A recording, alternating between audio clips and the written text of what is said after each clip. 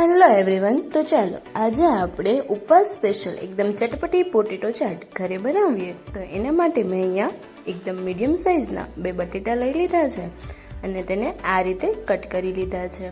હવે તેને 2 થી 3 વખત વ્યવસ્થિત પાણીએ સાફ કરી લઈશ અને ત્યાર પછી તેને હું 5 થી 7 મિનિટ માટે પાણીમાં જ પલાળી રાખીશ. બટેટા પલળે છે એટલી વખતમાં આપણે દહીં બનાવી લઈએ.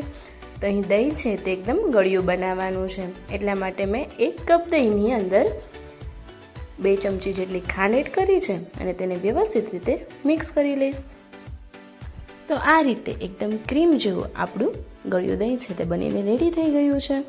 હવે જે બટેટા હતા તેમાંથી બધું જ પાણી છે તેને આપણે નિતારી લેવાનું છે અને ત્યાર પછી તેમાં 2 ચમચી રાજગરાનો લોટ એડ કરી દેવાનો છે. રાજગરાનો લોટ ના હોય તો તમે તપકીરનો લોટ પણ યુઝ કરી શકો છો અને તેને વ્યવસ્થિત રીતે આપણે મિક્સ કરી લેવાનું છે.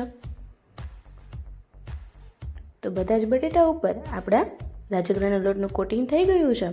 હવે ફક્ત અહીં અમે 2 જ ચમચી તેલ લીધેલું હતું અને તેમાં જે બટેટા છે તે એડ કરી દીધા છે અને તેને વ્યવસ્થિત રીતે ચડવા દેવાના છે.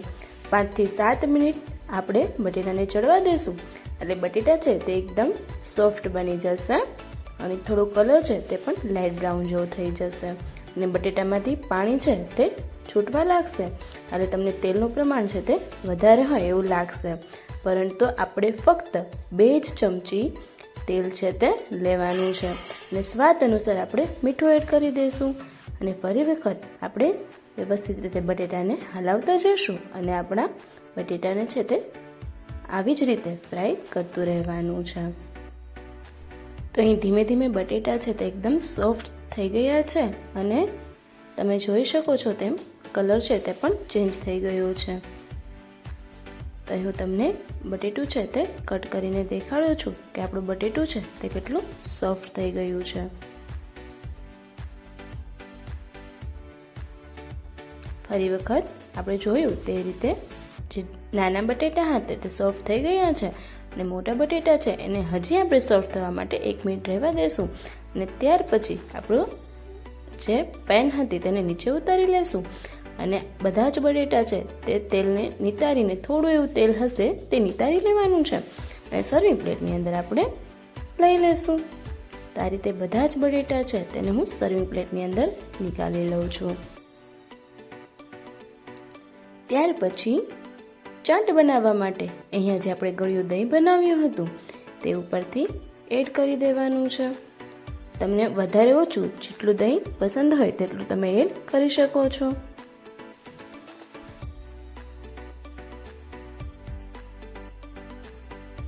ઉપવાસમાં ઘણા છે તે ચાટ મસાલો નથી ખાતા, એટલા માટે આપણે અહીંયા ચાટ મસાલો નથી એડ કરવાનો.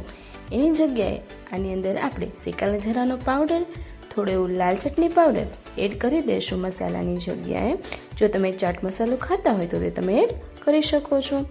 અહીંયા ફક્ત આપણે લાલ ચટણી પાવડર અને શેકેલા જીરાનો પાવડર છે તે જ હું લઉં છું. ઉપરથી આપણે દાડમના દાણા છે તે એડ કરી દઈશું.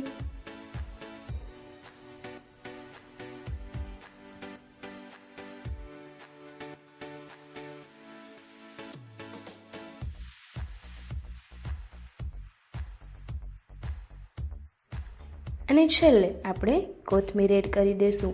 તો ફક્ત 15 જ મિનિટમાં આપણી આ રેસીપી છે તે બની જાય છે અને ઉપવાસ માટે આ ચાટ ખૂબ જ ટેસ્ટી બને છે. તો એક વખત ઘરે જરૂરથી ટ્રાય કરજો.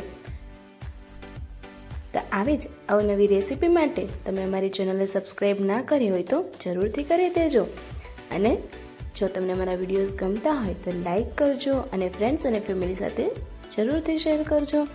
તો ચાલો હવે મળીએ આપણે આપણી નેક્સ્ટ રેસીપીમાં.